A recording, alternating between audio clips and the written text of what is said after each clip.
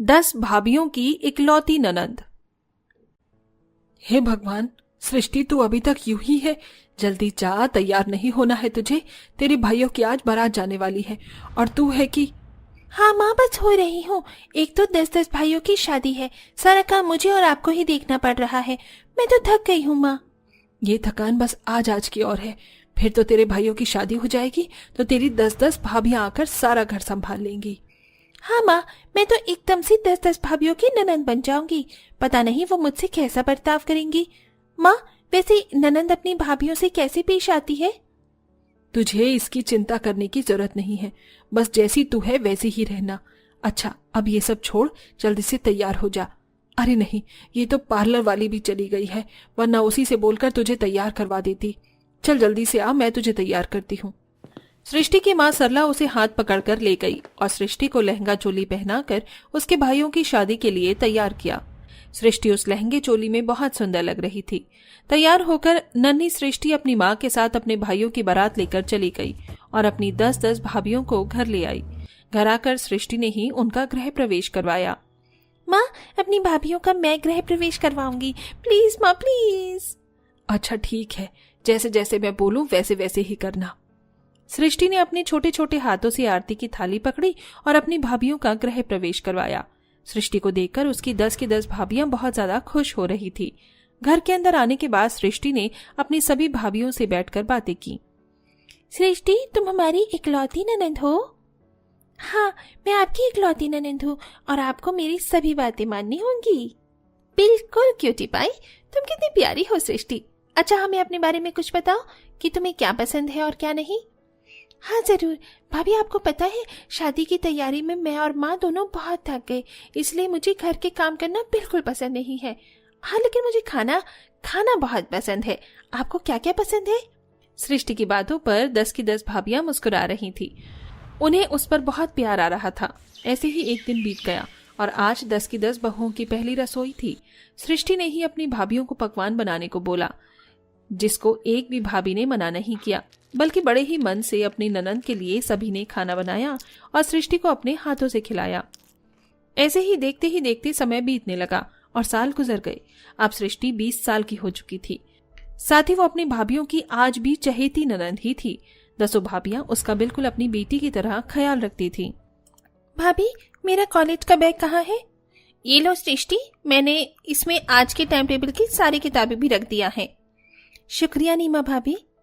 सृष्टि, जल्दी से नाश्ता करो, देखो मैंने तुम्हारी पसंद के पैनकेक्स बना दिए हैं।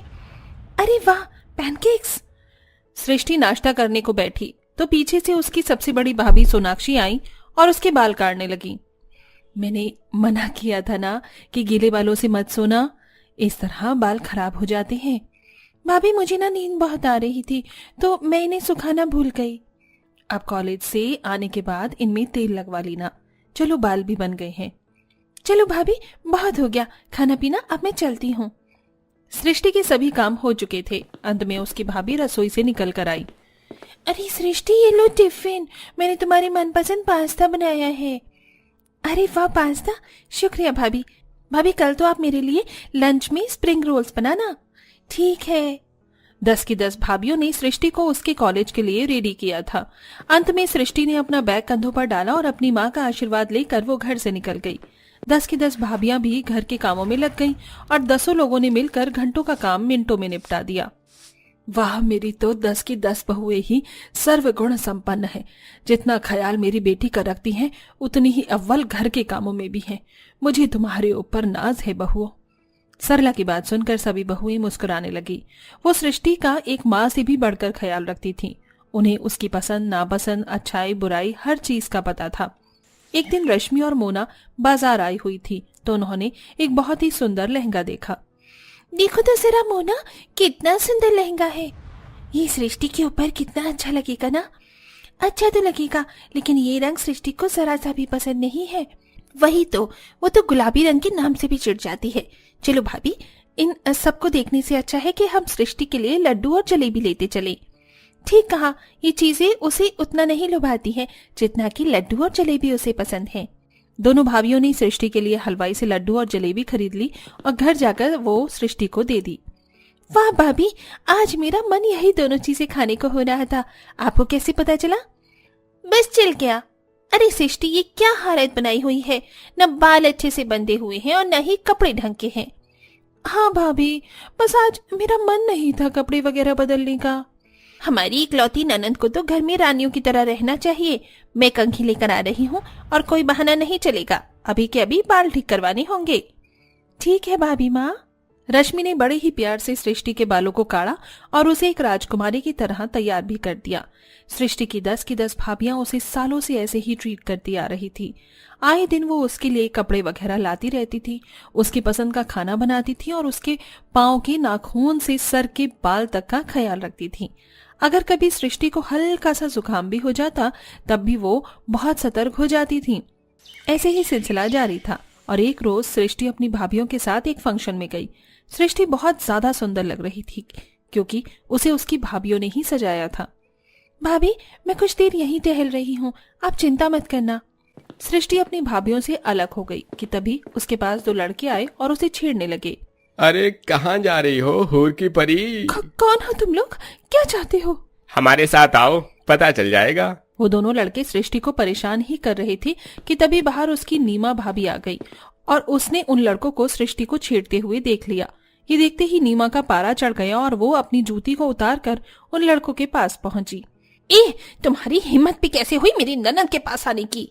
अरे अरे अरे, हम तो बस यहाँ। क्या कहा? रुको, अभी बताती हूँ। भाभी, इन्होंने मुझे छेड़ा। हाँ सृष्टि, इनकी तो अभी मैं क्लास लूंगी। नीमा उनके ऊपर भड़कने लगी। आवाज सुनकर बाकी की 9 भाभियां भी निकल आई और सृष्टि को रोता देख वो सब कुछ समझ गई। सृष्टि की भाभियां उससे बहुत प्यार करती थी। उन्होंने उन दोनों लड़कों को घेर लिया। आसपास के लोग उन्हें शांत कर रहे थे। अरे बहनों, इतना गुस्सा मत करो। क्यों ना करें हम गुस्सा? इनकी हिम्मत भी कैसे हुई हमारी ननंद के पास भी आने की? अरे बहन जी, हमें माफ कर दो, हमसे गलती हो गई, आइंदा ये हरकत दोबारा नहीं होगी। वो दोनों लड़के हाथ जोड़कर माफी मांगने लगे। 10 भाभियां गुस्से में तो बहुत थीं, लेकिन उन्होंने उनके एक एक चमाट लगाकर वहां से उन्हें भगा दिया। 10 की 10 भाभी